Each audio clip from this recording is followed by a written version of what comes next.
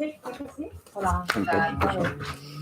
Bueno, si vols, per ahí me llevaré la mascareta per saber que som jo.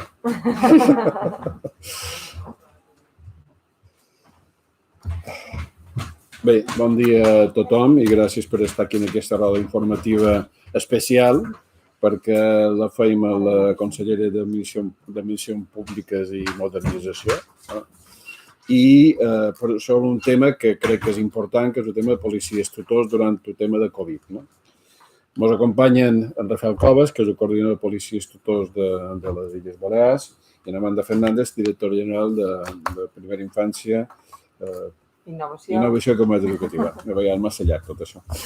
Bé, com vosaltres sabeu, el tema de policies tutors és una de les, jo diria, de les experiències o de fets més interessant que hi ha hagut des del punt de vista del que és la connexió entre l'escola, jo diria, i les problemàtiques socials i personals. Les policies tutors ja duen a les Illes Balears molt d'anys, no sé, més de 20 anys ja duen a les Illes Balears.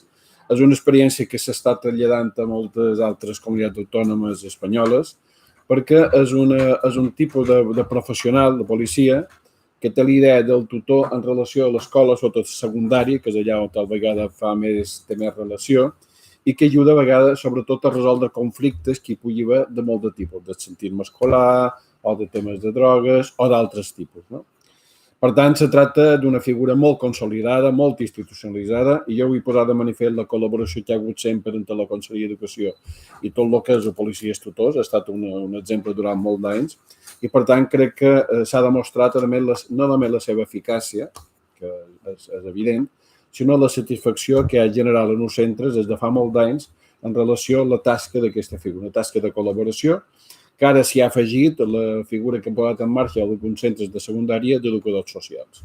Per tant, diguem, l'escola cada vegada és un microcosmos on hi aboquen tots els problemes socials i familiars i personals, i per tant necessitem a vegades figures que intentin coordinar o posar un pont entre l'escola, la societat, les famílies, etc. I aquesta és una figura que jo crec que ha anat en aquesta direcció, i també la figura d'educador social va en aquest aspecte. Clar, nosaltres, quan a mitjan març se va declarar l'estat d'alarma en tot el tema de Covid, és evident que les escoles van tancar. Va ser un fet, jo diria, sempre dic que era un fet dramàtic, tancar l'escola, perquè l'escola, si té sentit, és perquè sigui presencial, però les circumstàncies d'Espanya, d'Europa, del món, és a dir, l'altre dia llegia que hi ha hagut més de 160 països que han tancat les escoles, i no és una cosa d'aquí, perquè a vegades crec que tenim una visió molt concreta, 160 escoles, i ja hi ha informes de moltes institucions que les escoles han d'obrir, perquè és una necessitat social, moral, psicològica, socialitzadora, etc.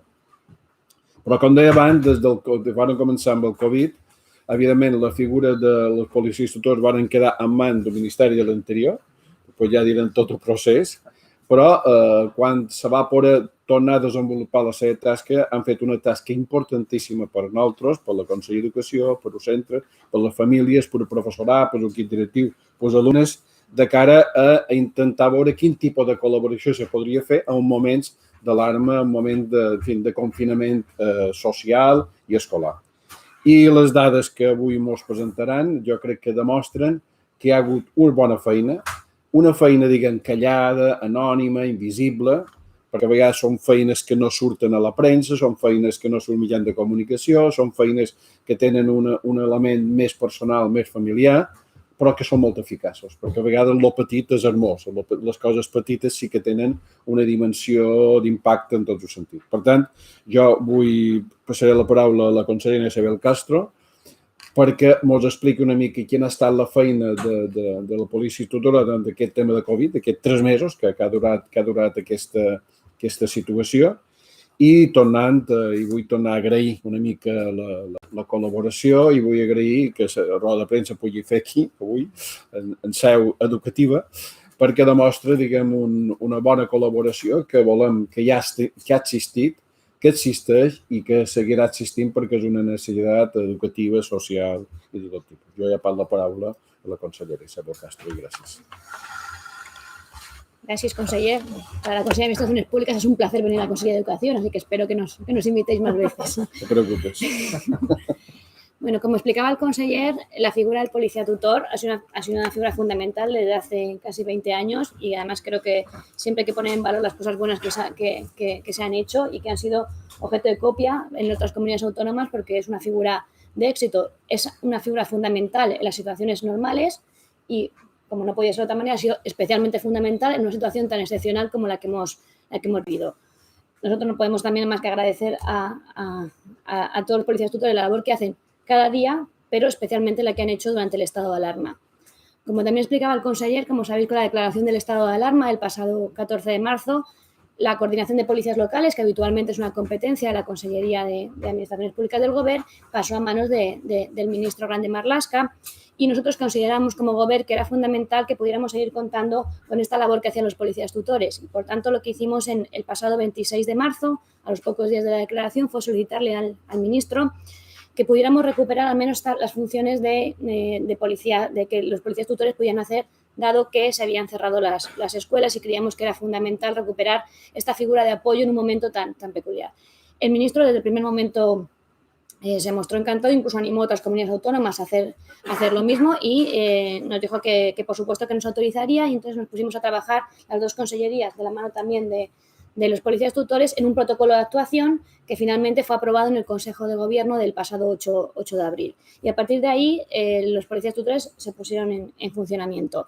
Los resultados que iba a presentar el propio coordinador, que creo que es el que ha estado más, junto con los otros 71 policías tutores más en la calle, reflejan el éxito del programa y la importancia que tiene la figura del policía tutor en esta comunidad autónoma. Han sido 71 policías tutores que han llevado a cabo durante el estado de alarma, durante los meses de abril y junio, más de 7.000 acciones. Gracias a este programa y a este protocolo de actuación se han podido acceder a los domicilios de los alumnos que presentaban precisamente mayores dificultades para continuar con el curso escolar y que han podido mantener un contacto directo con los familiares y con los niños. Se han repartido más de 1.500 dispositivos informáticos por parte de los policías tutores, a los que se añaden el resto del esfuerzo que ha hecho la Consellería de Educación. Más de 500 tarjetas de conexión, material escolar. Hay que destacar que además la figura del policía tutor es un agente de proximidad, conoce de cerca las necesidades de los niños y de sus familias y su labor ha sido fundamental en estos meses. También tengo que destacar la colaboración durante estos meses entre el Gobierno, los ayuntamientos y los consejos insulares, que creo que ha sido fundamental también que en momentos como este todas las administraciones públicas trabajemos de la mano. Y por último, y antes de pasarle la palabra al coordinador para explicarnos concretamente los datos, me gustaría señalar también el grado de satisfacción que han tenido los centros educativos con la figura, con el trabajo que han llevado a cabo estos policías tutores.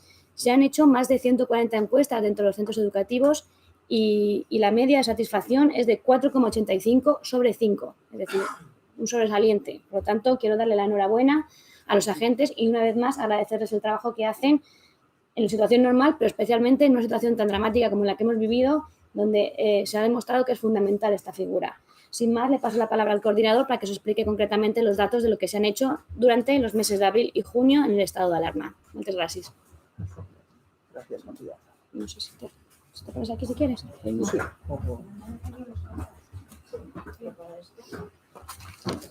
Por el micrófono.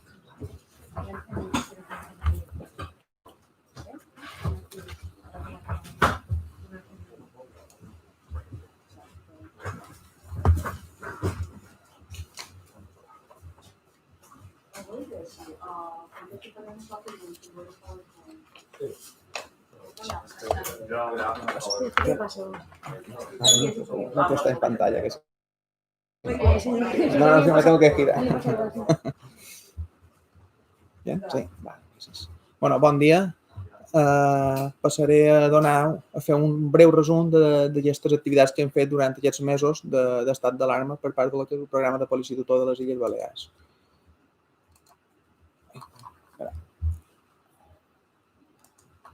Igual no está puesto como vista. Antes no m'havia... Sí, ja està. Hem trobat un botó.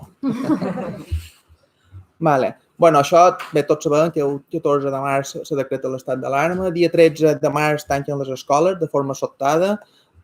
els alumnes se'n van, igual que m'ho anaven tots els nostres pensant que són 15 dies tornaríem, deixen tot materials escolars, bé, tot el material en general pensant que en 15 dies tornarem.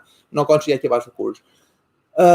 Després, com bé ja ha comentat la consellera, passat unes setmanes se'n donen compte que comença a haver problemes d'alumnes, famílies que ja no connecten a les escoles, famílies que no tenen materials per poder seguir el curs.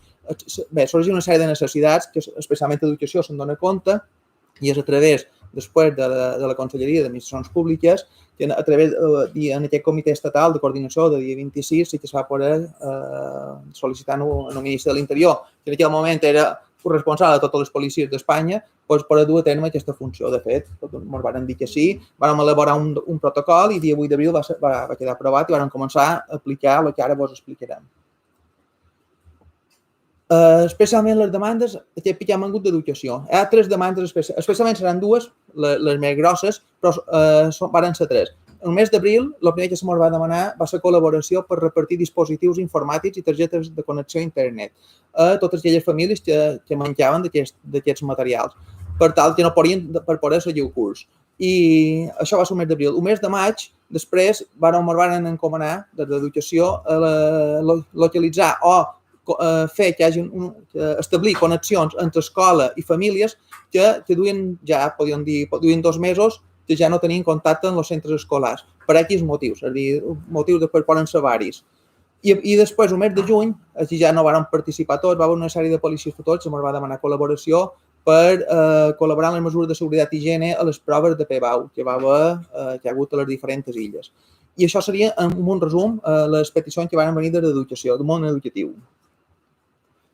De policies i ajuntaments que van participar durant l'estat d'alarma, va haver 62 municipis que tenien policia tutor i qualcun que en aquell moment havia tingut i en aquell moment no en tenia, però van posar a disposició policies per tal de poder dur a terme totes aquestes feines. No hi ha hagut cap municipi que s'hagi quedat sense prestar aquest servei, ja siguin policies tutors o qualcun o qualque ex-policia tutor que el van reenguinxar per poder fer la feina perquè entenien que hi havia una necessitat. I van participar 71 agents, van estar a disposició d'aquest servei. La taula resum. Tenim 3 blocs. El primer bloc és un lliurament de materials, que és el primer que vam començar a fer el mes d'abril, que va començar a repartir materials a les famílies. És dir, ens va passar un llistat de famílies que necessitaven material. Les famílies no podien sortir al carrer, no podien anar a les escoles a cercar aquest material d'entrada i van ser els policies tutors que van fer el repartiment. Cal dir que aquestes dades que vos presentam són de tot Balears, excepte Palma. El municipi de Palma s'ha fet de forma diferent. És a dir, per això veureu si les dades no vos quadren massa perquè les dades de Palma no estan incloses aquí dins, perquè no els han gestionat des del programa de policia tutor. Els ordenadors i totes les connexions a Palma s'ha fet a través de centres escolars i policia nacional, no policia local, i després tot el que són la localització d'alumnes desconnectats del sistema educatiu s'ha fet en serveis socials de l'Ajuntament i policia local de Palma en col·laboració. Però com som a Palma només hi ha 2 policies tutors i no podien abarcar la feina que van fer la resta de Balears. D'ordenadors se n'han repartit a tot Balears 1.513 dispositius. D'aquests 1.513 n'hi havia que eren de la pròpia Conselleria d'Educació, n'hi havia que els havien adquirit els propis consells insulars, ajuntaments, centres escolars, és a dir, ens van repartir tota una sèrie de dispositius que ens van donar perquè els féssim arribar a una sèrie de famílies, a 1.513 famílies, exactament. Targetes de connexió a internet n'hi ha menys, perquè ja sí que hi ha famílies que tenien internet. Hi ha dades, per exemple, petites, com Menorca, però a Menorca sé que el Consell Insular va posar a disposició de la seva xarxa de cable. Després hi ha municipis, zones que potser internet, o la gent que viu disseminada, finques necessita més connexions que la gent que viu en un casc urbà, que és més fàcil connectar-los, etc. Però sí que van repartir targetes SIM, 522 targetes SIM, perquè se poden connectar a internet, perquè si no els Chromebooks que repartiu no funcionen. I després van repartir, van visitar 2.053 domicilis per repartir aquest material escolar que havia quedat a les escoles. Material, llibres, quaderns, material vari d'aquests alumnes que se'n van anar el divendres i, de fet, encara no han tornat. Per això vam poder entregar molt de material.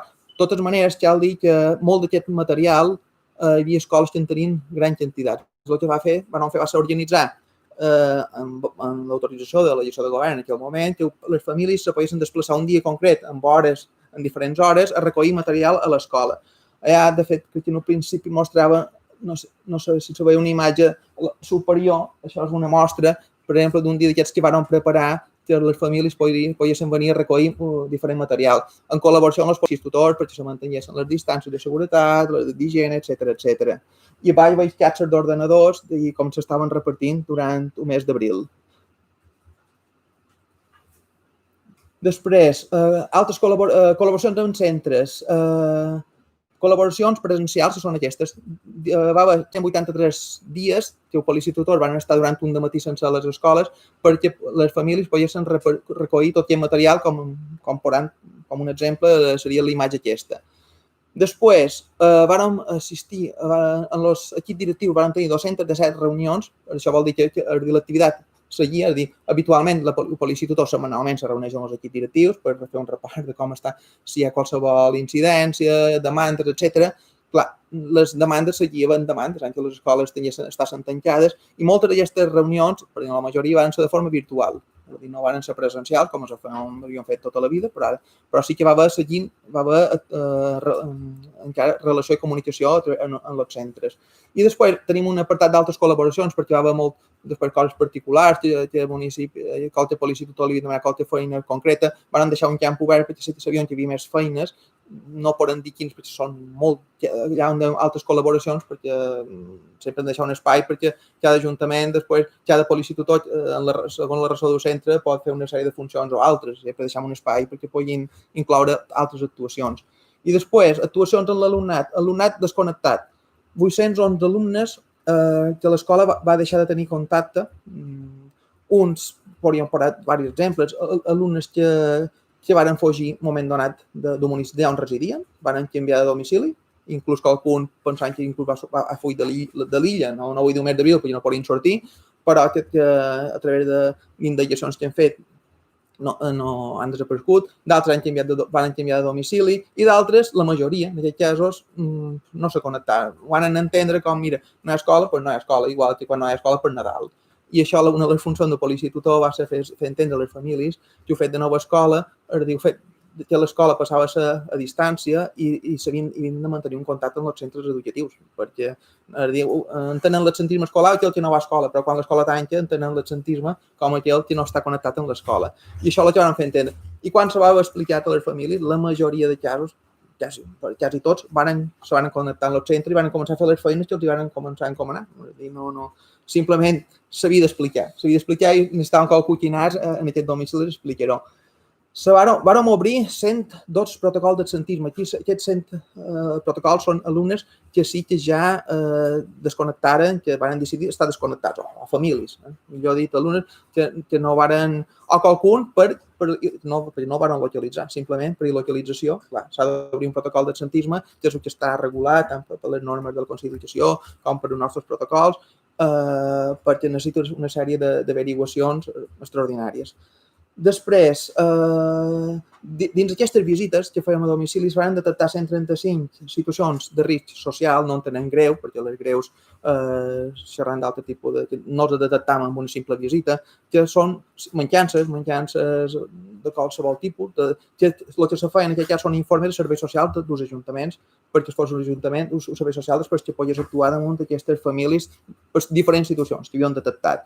I després, com sempre, deixàvem un espai d'altres actuacions per lo que pugui haver hagut en l'alumnat. En total va haver 7.234 actuacions. Hem de tenir en compte, això xerrant d'abril, maig i 2 mesos i mig, aproximat, normalment en un curs escolar feien 5.000 actuacions de mitja, en un curs escolar normal.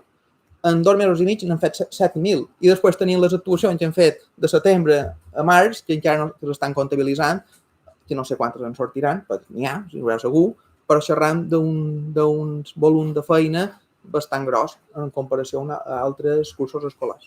Això també cal dir-ho, perquè s'ha fet un esforç important.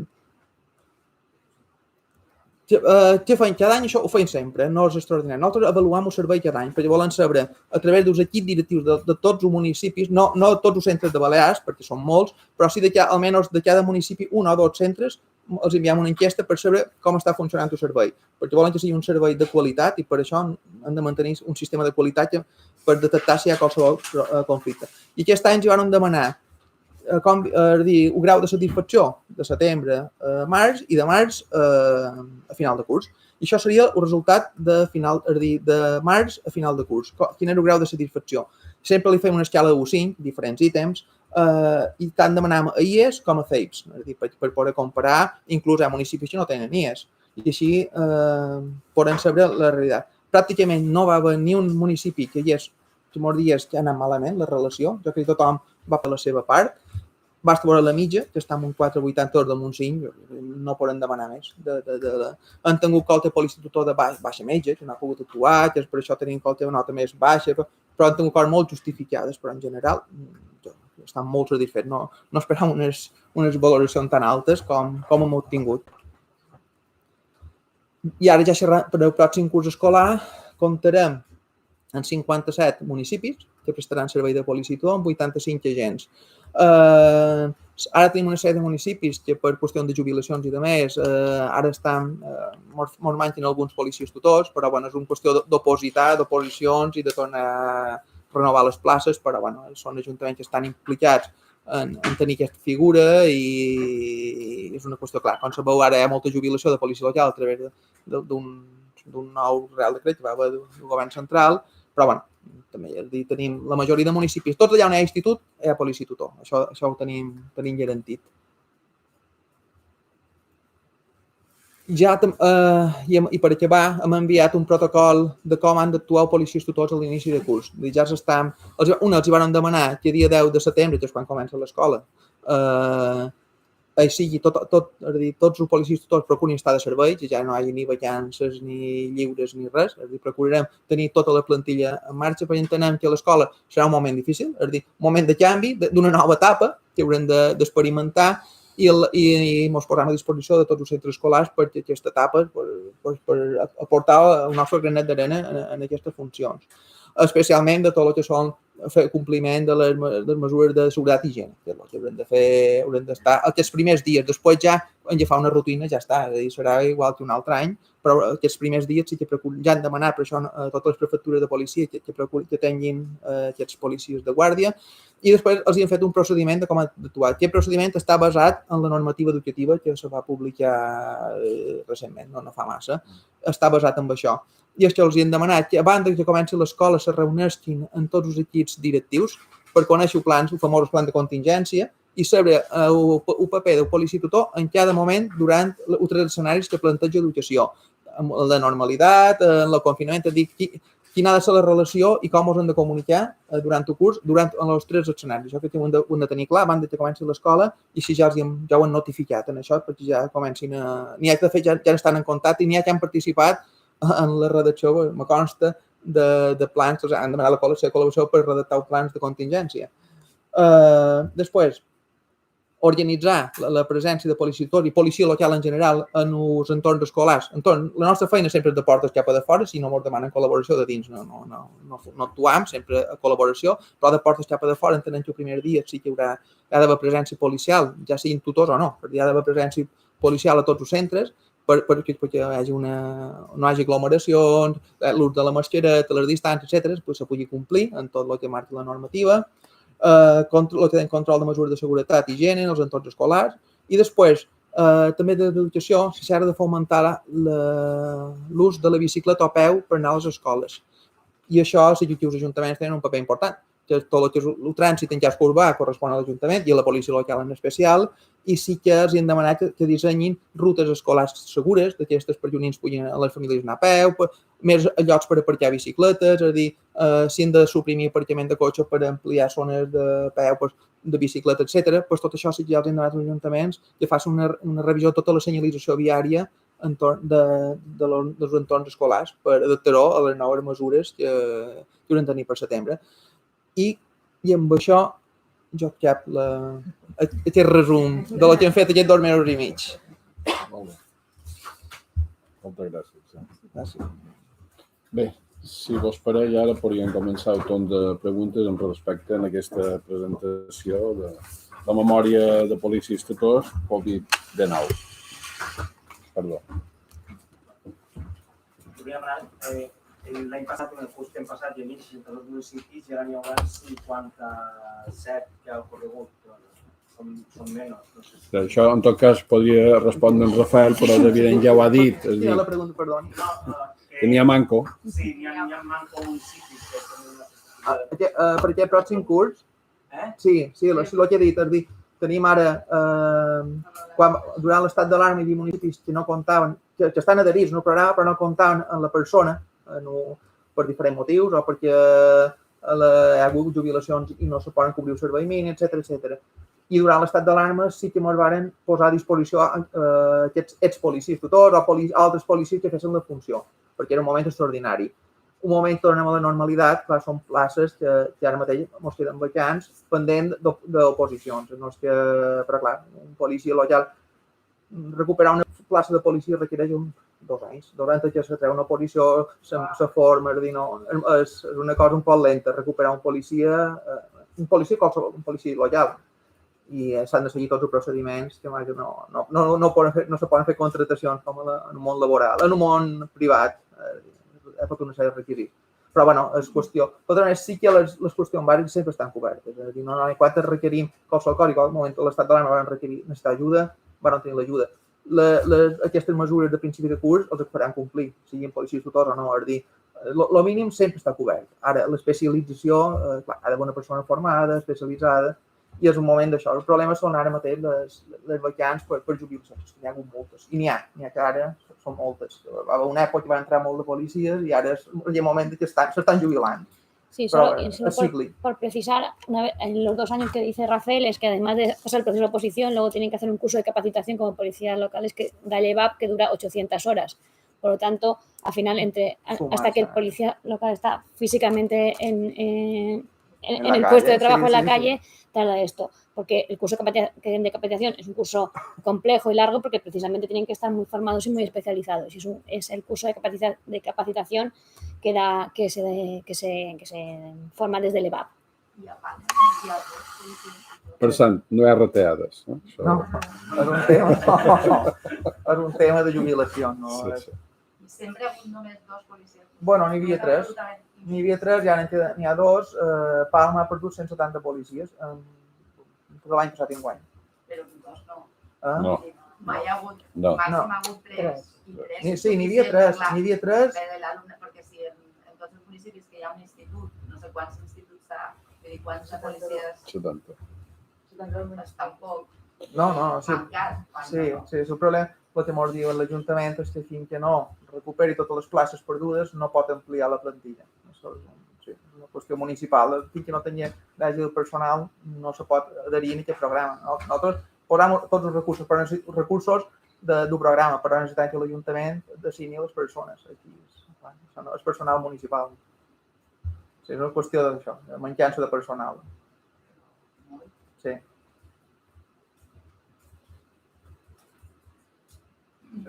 Si puc demanar per una altra cosa que té bastant que veure... Melotamia. Hi ha una pregunta...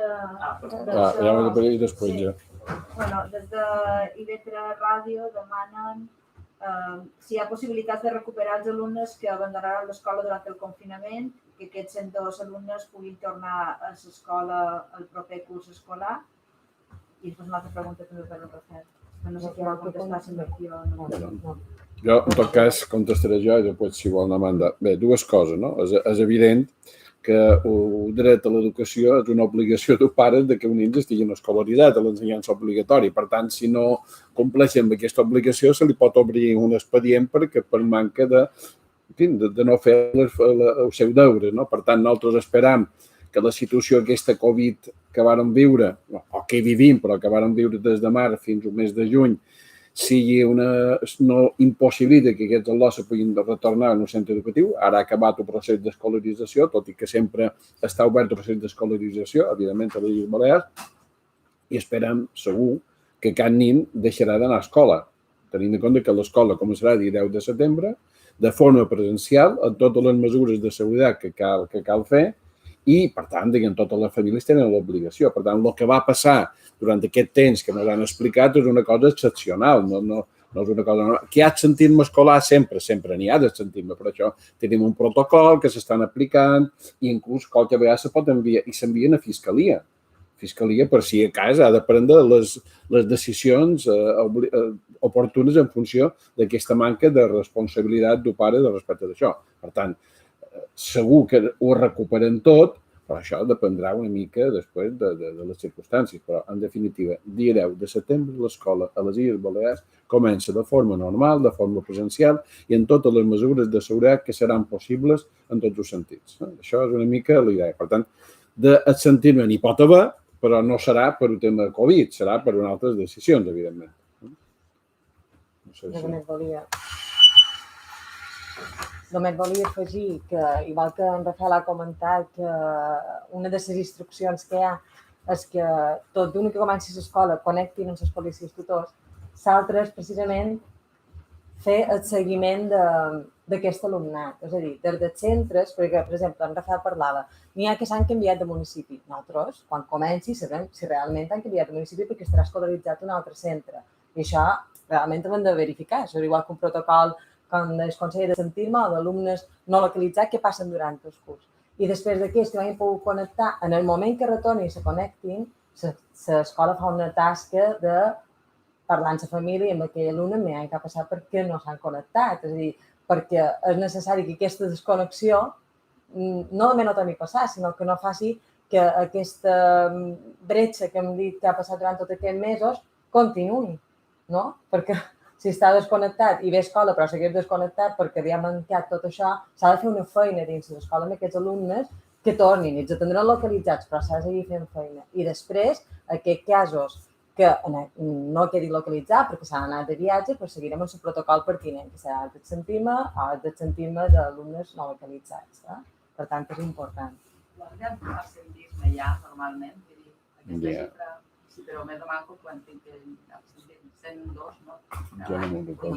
Jo és que ara m'he si te puc contestar. Nosaltres cada any se fa una enquesta en els centres per saber quant de protocols han parat en marxa, quan han derivat en els policies tutors, quan han hagut de derivar ja, perquè tot el protocol té moltes fases, no? Si això no funciona, hi ha la següent, hi ha serveis socials, hi ha finalment fiscalia, com s'ha comentat, no?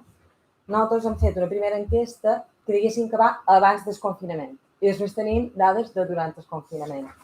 Abans del confinament, per exemple, se'n van resoldre, és a dir, hi va haver el protocol i se van resoldre 1.062. Perquè el protocol d'absentisme n'hi ha diferents tipus. Per exemple, els que són que ens falten 4 dies en el mes, però reiteradament. Això per nosaltres ja és un tipus d'absentisme, se tracta d'una manera. Després hi ha absentisme que és més crònic, que li dèiem crònic, no? L'altre és intermitent. I aquest sol tenir més intervencions ja més externes, que hem de fer una feina encara més gran. I després hi ha aquesta part de no localitzats. Normalment, posteriorment, quan tenim conjuntament en convivència que feim tota una memòria, tenim aquestes dades i llavors passarem perquè és el que estem recollint ara. No? Hi ha una pregunta per en Rafael, també d'IV3 Ràdio, si pot concretar quines situacions de risc detectaren els policies tutors.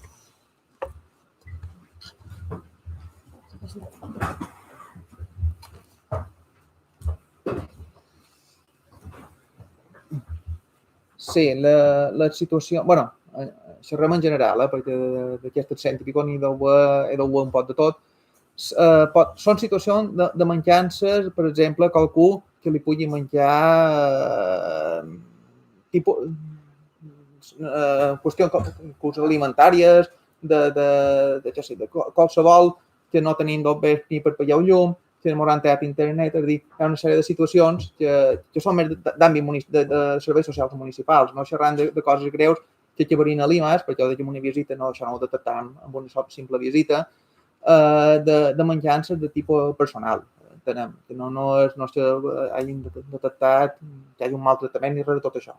Simplement, famílies que no poden pagar, per exemple, no tenim connexió a Wi-Fi perquè no poden pagar a Movistar, no tenim la gelera està mig buida, coses d'aquestes situacions que els serveis socials sí se pot fer càrrec dels ajuntaments, que en aquell moment, clar, no podien sortir de fora i que potser en un moment donat aquesta gent pot anar a servei social i en aquells moments eren complicats i el que van fer va ser detectar aquests casos i poder-los traslladar a serveis socials municipals. A més d'aquest tipus així, no?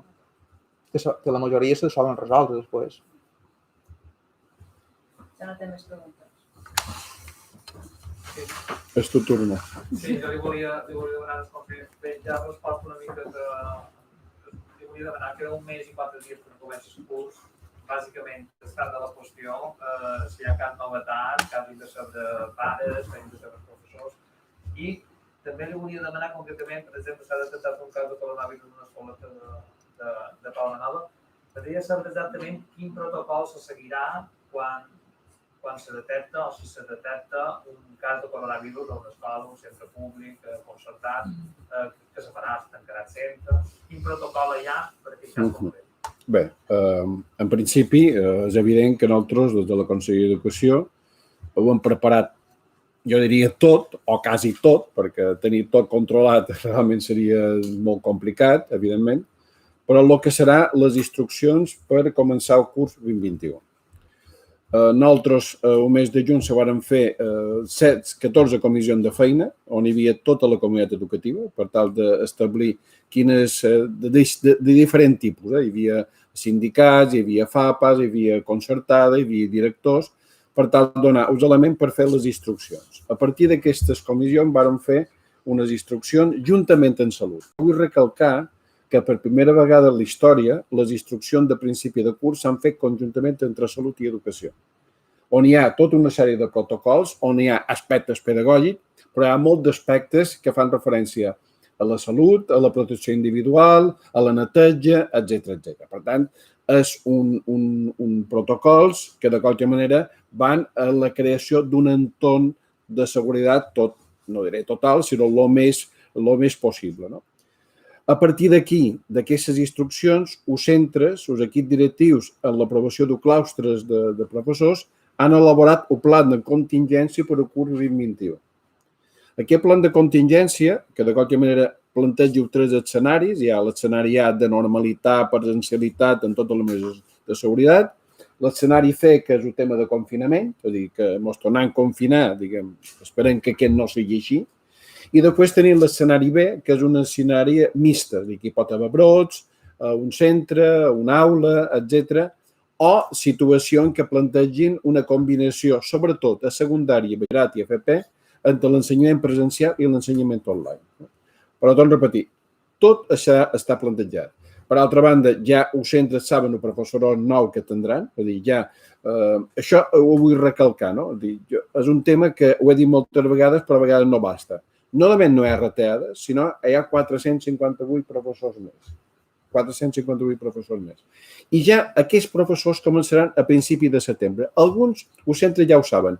I tenim un grup de professors que encara no han adjudicat en els centres en funció d'increment d'alumnat que hi pugui haver en un determinat. Perquè hi pot haver un increment d'alumnat, perquè tot i que el procés d'escolarització normal ha acabat, hi pot haver un procés d'escolarització, hi ha gent que ve durant el curs i pot incrementar les ràtios. I aleshores no han de tenir professorat concret per tal d'intentar crear una unitat nova o el que sigui. Per tant, nosaltres, el professorat, és a dir, de lo que és el procés d'adjudicació d'interins, ja estan.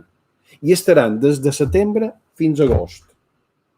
I a més, el professorat que pugui tenir, sobretot de primària, poden ser tutors, cobrant un complement de tutor. Per tant, ho dic perquè a vegades nosaltres no anunciem, nosaltres anunciem i feim. I per tant, en aquest sentit, tot el que sigui realment el procés de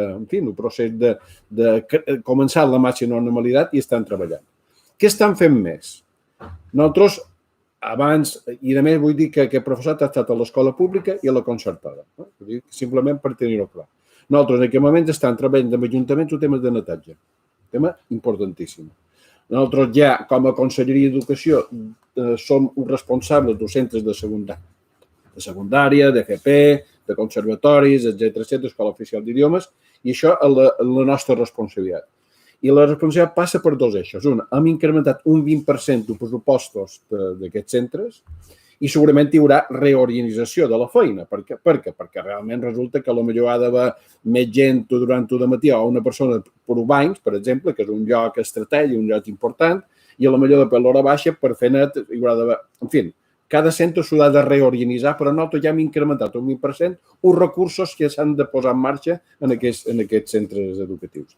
També ja hem tingut reunions amb la FELIP, a l'Ajuntament de Palma i en distints ajuntaments en què els han donat aquesta idea, aquest plantejament del 20%, que és degut a un estudi que hem fet nosaltres respecte, i nosaltres obrirem, juntament amb la Direcció General de Cooperació Local de la Conselleria d'Hisenda, perquè és d'Hisenda. Sí. Mía no és. No és tuya. És d'Hacienda. Dins la línia de subvenció que tenen per ajuntaments, una partida específica per temes de neteja. Per què? Perquè per ajudar als ajuntaments a el que suposa aquest increment de costos. Per tant, i després ens costa que el Consell de Treball farà una convocatòria en temes de recuperació per incrementar, per intentar que hi hagi gent aturada que pugui fer una feina, però això ja el Consell de Treball ja dirà les seves coses. Però vull dir que la Conselleria d'Educació està treballant també perquè l'higiene, el que la neteja, sigui un element clau de tot això. I després, el tema i també nosaltres modificarem el que és els mòduls que tenen l'escola concertada per posar una quantitat específica, Covid-19, en tot el que seria material de protecció i el que serà neteja per centres concertats. Per tant, vull dir que la Consell d'Educació està fent aquests esforços per tal d'intentar que hi hagi la màxima seguretat en aquest aspecte. I, per tant, el tema, i també dins el protocol, un tema clau que de qualque manera vull que es posa en manifest, hi haurà un increment de col·laboració entre els centres de salut i els centres educatius. Perquè, evidentment, hi ha comissió de salut dins cada centre, però s'haurà d'incrementar aquesta col·laboració salut entre centres de salut i educació per tal d'evitar o d'intentar que no hi hagi cap tipus de problema. Això vol dir informació, vol dir quan hi ha un problema, etc. Però tot això està molt protocolitzat. Nosaltres, a final d'aquest mes d'agost, quan tindrem una altra reunió amb la Conselleria de Salut per tal de concretar alguns aspectes que encara necessitem precisar en funció de la situació de la pandèmia. Perquè a vegades jo vull dir que mos improvisam. No és que improvisam, sinó mos adaptam a les circumstàncies. Jo crec que és un tema clau. No sabem quina serà la situació de la pandèmia a final d'aquest mes d'agost, a principi de setembre. Per tant, nosaltres tenim clar que hem d'adaptar el protocol que hem fet o tot el que les instruccions en aquestes noves circumstàncies i ja ahir vàrem fer o després una nota de premsa, que deia que és possible que en funció de les circumstàncies alguns centres, sobretot a nivell de secundària, puguin plantejar un escenari B. Això vol dir dies el temps de presencial i online, però dependrà molt de les circumstàncies. Tot i que dins del protocol ja hi havia la possibilitat que els centres de batxillerat se poguessin fer 4 dies presencial i un dia online. Per tant, i això també dependrà de grups, de les ràtios que hi ha en grups, etc. perquè no tots els centres són iguals. Hi ha centres que tenen un número d'alumnes més alt i hi ha centres que tenen un número de més baix. Per tant, nosaltres estem treballant, d'aquesta instrucció que hem fetes se puguin adaptar a noves circumstàncies. Els centres tenen preparat els 3 escenaris i jo vull agrair la feina que han fet els equips directius, que han tingut el suport de tota la inspecció educativa.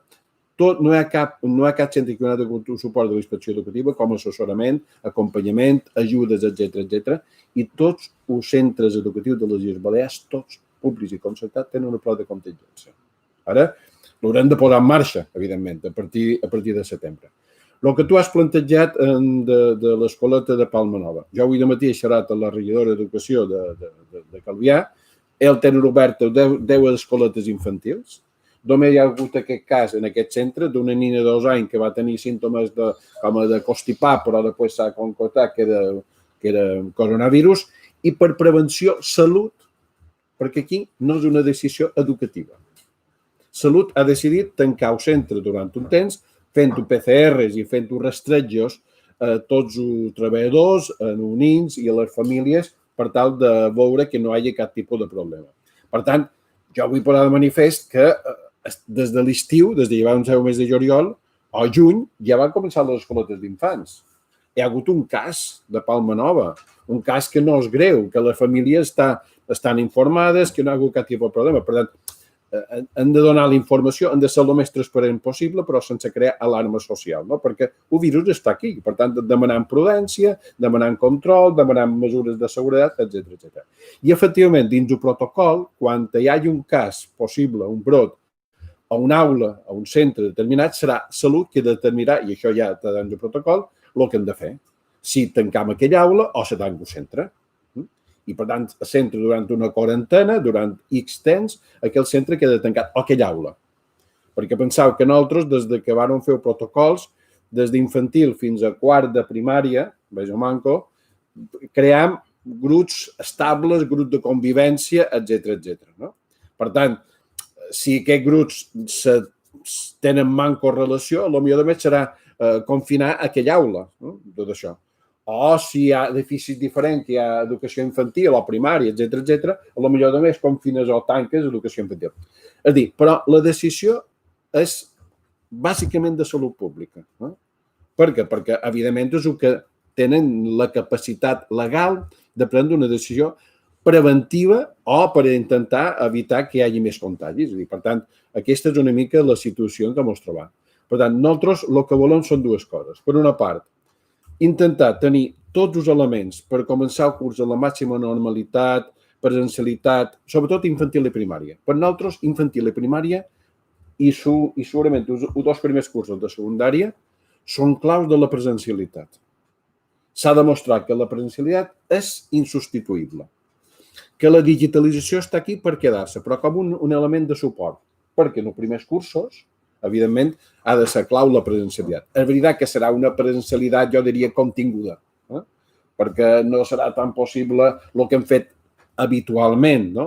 Però sí que pensam que en temes de socialització, en temes de contactes entre nins, i també es diré més, jo tinc la sensació que uns nins creuran més les mesures de control sanitari que a vegades els adults. Tinc que aquesta és una intuïció, és una hipòtesi, no? Perquè crec que realment a vegades aquestes situacions fan que els adults inclús ho puguin viure no tant com una obligació, com una part de...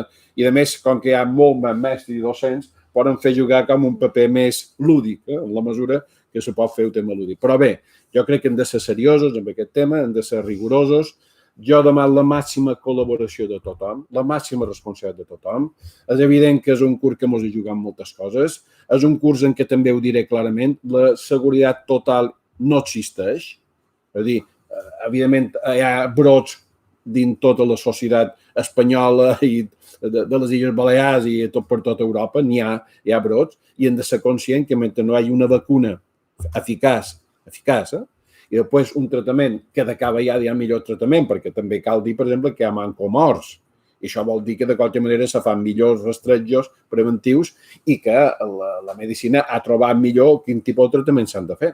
Per tant, nosaltres ho fem amb tota la prudència, sabem que estan davant un curs no normal, vull dir, mai m'ho havia passat una situació d'aquestes característiques, però estan fent tot el que és possible i estan disposats a totes les aportacions que vulguin fer per canviar o per millorar totes les condicions d'instrucció que tenim. És a dir, és evident que nosaltres, en funció de les aportacions o les suggerències o les sol·licituds que puguin els centres, nosaltres les estudiarem, perquè són els equips directius de centres que coneixen millor que mai la problemàtica. Però la conselleria, en aquest cas concret, ha estat al costat dels centres. Els inspectors han estat realment al costat de tots els equips directius per assessorar i per fer aquest plan de contingència.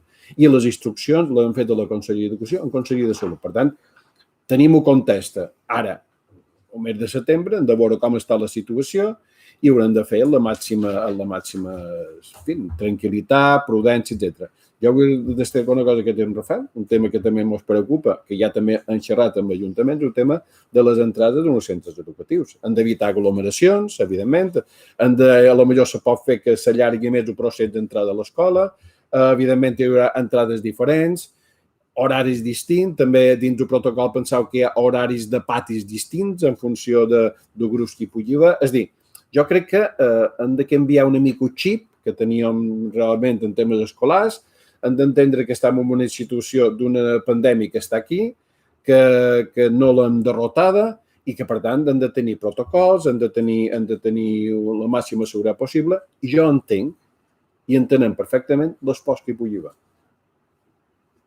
Les pors que hi pugui haver per part de docents, per part de famílies, per tothom. Perquè la por és normal. Ara, nosaltres pensam que hem de fer un esforç tots, començant per la conselleria, per tal d'intentar fer un curs el més presencial possible. És que ho ha dit l'Organisme Mundial, que han d'obrir les escoles perquè obrir les escoles és clau. Per tant, nosaltres estem en aquesta situació. Però torno a repetir, a final d'agost tornaran a tenir reunions en salut, en totes aquelles institucions necessàries per tal de modificar, si escau, aquelles coses que han de ser modificades. No és una situació d'adaptació a les circumstàncies. Jo diria que Darwin deia que van sobreviure o que van tenir més capacitat d'adaptació. Jo crec que nosaltres hem de fer un esforç de capacitat d'adaptació a circumstàncies que encara no sabem com seran. De totes formes, jo vull dir que nosaltres hem tingut una sèrie d'experiències. A principi de juny, a la fase 2 i la fase 3 vam fer tutories d'orientació, tutories de reforç, ara hem fet UPAE i no hi ha hagut problemes. És veritat que hi havia manca alumnes, però també ha estat un aprenentatge per tots. Un aprenentatge per centres, un aprenentatge per alumnes, per tal de veure com s'han de comportar en una situació distinta a la que havien històricament. Jo volia demanar perquè l'entitat PUOP ha fet una consulta als afiliats, han dit que volen vaga i mobilitzacions i també han dit que ho traslladaran a la resta de sindicats perquè aquestes mobilitzacions al setembre. Mira, nosaltres la Conselleria d'Educació, si una cosa no ha fet mai és entrar en confrontació pública amb els sindicats, ni amb associacions de directors, ni amb FAPAs, ni amb concertades, ni ningú. Tothom és lliure de fer aquelles propostes. Això sí, nosaltres pensam que en aquest cas concret, i torno a repetir, respectant la decisió, nosaltres demanem la màxima col·laboració i responsabilitat. No crec que està en la situació sanitària en la que és, però la situació social i econòmica que tindrem a les Illes Balears serà molt dura. Per tant, aquí tothom ha de tenir una actitud de solidaritat, de col·laboració, que nosaltres no qüestionem, mai hem qüestionat cap dret sindical. Però la situació d'ara és una situació mai vista. I nosaltres demanem l'esforç de tothom, també dels sindicalistes. De tothom, el que en definitiva ha d'estar en el món de l'educació. Aquí no hi ha hagut cap retallada, jo ho torno a repetir, no hi ha hagut cap retallada de docents.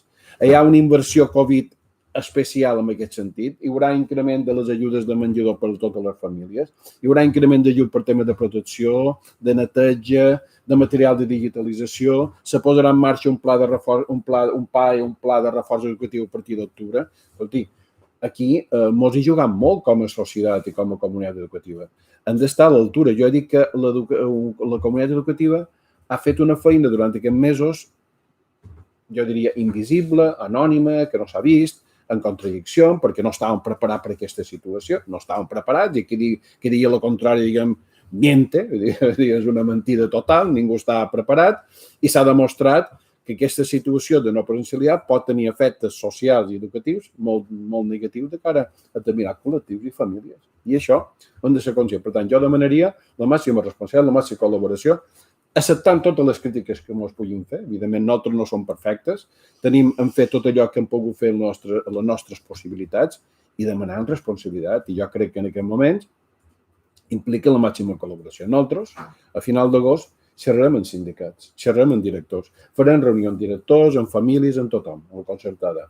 I demanem aquest esforç. I crec que demanar un esforç en una institució que tenim ara, crec que no és res que va en compte de la reivindicació. I nosaltres sí que volem la salut de tothom, de docents, de personal d'administració de servei, dels alumnes i les famílies. Hem treballat per això. Ara, també vull dir que la seguretat i la salut total no existeix. El risc és. I per tant hem de ser conscients de que hem de ser prudents. Però nosaltres, a final d'agost, a principi de setembre, ens reunirem amb directors, amb tots els directors, les AMIPA, les FAPAs, els sindicats, demanant aquesta col·laboració per un curs en què ens ajudem molt com a societat i com a comunitat educativa. I nosaltres estem disposats a millorar aquelles coses que podem millorar. Nosaltres no estem tancats, però volem propostes. Volem propostes concretes. perquè si no, les paraules abstractes no serveixen per res. Ens deien que havíem de fer retallades. No. Ens han arribat a dir que havíem d'hagut 300 o 400 professors manco. Jo demanaria que quan se fan aquestes crítiques se fonamentin. No demanem retallar, sinó 458 professors més. Que és suficient? Escolta, el que hi ha. I això és un esforç per part de la comunitat autònoma, un moment de baixada d'ingressos brutals. Jo crec que hem de ser conscients d'aquesta realitat. Ara, doncs cadascú lliure, cadascú és lliure de les seves decisions. Amb això jo no qüestionaré mai res. Ja coneixeu la conselleria si tots els centres tenen el seu pla de contingència fet? Tots ho poden, sí. Perquè desconec si n'hi havia una data límit o... Mana? Desconec jo si n'hi havia una data límit o si... Tots els centres tenen el pla de contingència, tots. Hi ha comunitats autònomes que encara no. Aquí sí. A finals de juliol, tots els centres van tenir el pla de contingència supervisats per la inspecció educativa. És a dir, aquí la Conselleria d'Educació no s'ha rentat les mans. O molt les rentant per raons sanitàries, evidentment, no? Però les rentes les mans no ho hem fet mai. Hem fet tot l'esforç. Hem estat allà on podem estar. Ens reunirem amb tothom que sigui necessari a final de mes, a principi de setembre. Demanem un esforç de col·laboració tota. És un exercici de responsabilitat. Però, torno a repetir, cada entitat té la responsabilitat de prendre les decisions que consideri. Y cuando digo, hasta aquí puedo leer, hasta aquí puedo hablar. Bueno, hi ha alguna pregunta més. Això és el presencial i l'online. Sí, bueno, són d'Ivetra Ràdio, de la Carme Moreno, són de dos temes diferents. Un sobre la nova escola de campus, si ja se sap quan podrien començar les obres i quan enteres estarien llestides. Bé, nosaltres hem acabat el projecte bàsic, que farem una sol·licitud prèvia de permisos de l'obra. Nosaltres pensant que el projecte definitiu, que gairebé el projecte bàsic que quasi és un projecte semidefinitiu, no? Estarà a final d'any i nosaltres esperem que els primers mesos de l'any 2021 se pugui licitar. I un centre se fa en 12 mesos. Això vol dir que el curs 22-23 estarà en marxa, evidentment, efectivament, i que també vull dir que costa gairebé uns 5 milions d'euros. No?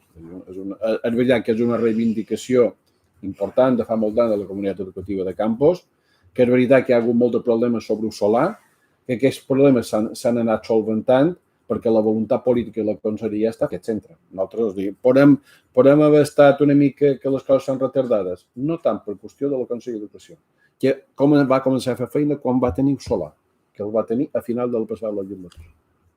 Després hi ha una pregunta per la consellera sobre el tema de l'associació de l'oci nocturn, que reclama diàleg per negociar la reapertura dels seus locals i demanen des d'Ivetra Ràdio si el govern reemprendrá aquest diàleg.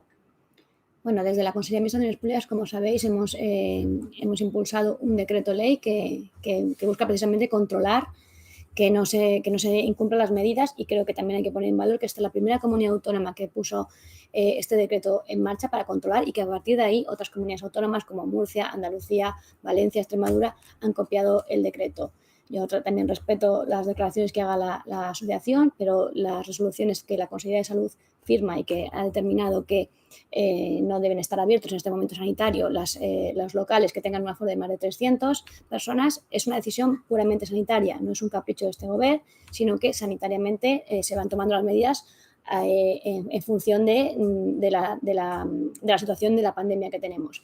Y quiero poner en valor que esta comunidad autónoma tiene un decreto ley en marcha antes que ninguna otra comunidad autónoma para hacer estos controles, y además se han puesto en marcha operativos desde la propia aprobación, desde el mismo viernes que se aprobó este decreto ley, que luego ha sido convalidado por el Parlamento, con la colaboración de todos, Delegación de Gobierno con Policía Nacional y Guardia Civil, el Gobierno con sus inspectores y la Policía Local de todos los municipios, y también los inspectores de turismo de los consejos insulares que tienen competencias, han puesto en marcha este operativo. Por lo tanto, aunque Abone ha manifestado que no se hace un control, creo que esto no es cierto, sino que este Gobierno está poniendo todos los recursos para controlar que estas medidas se cumplan. Cada lunes hemos hecho balance de estos operativos y de las actuaciones que se han llevado a cabo, y todo el mundo lo puede comprobar, que en las 4 islas se llevan a cabo este tipo de control. Y en cuanto al fondo de la cuestión, en cuanto al fondo de sobre si tienen que estar abiertas las discotecas o no, me parece que este gobierno tomó una decisión valiente en su momento, basado en criterios puramente sanitarios, que además también ha tenido luego reflejo en lo que otras comunidades se están llevando a cabo, porque la evidencia nos muestra que en las discotecas en otras partes han sido un foco de contagio muy importante. Por lo tanto, creo que la decisión fue acertada, pero que, insistimos, le decimos a Boni y a cualquier otra asociación, los criterios que se toman en esta comunidad autónoma son puramente sanitarios. Y son los expertos sanitarios los que nos dicen cómo tenemos que ir adoptando las medidas. Esto es una situación dinámica, por lo tanto, las decisiones que se toman pueden ser más duras o más flexibles en función de cómo vaya evolucionando la pandemia. Y una de las ventajas que tiene también nuestro decreto es precisamente que se va a ir adaptando, se adapta a esta circunstancia. Lo que el decreto pretende es controlar las medidas que desde la Consellería de Salud nos dicen a todos los ciudadanos que debemos de cumplir.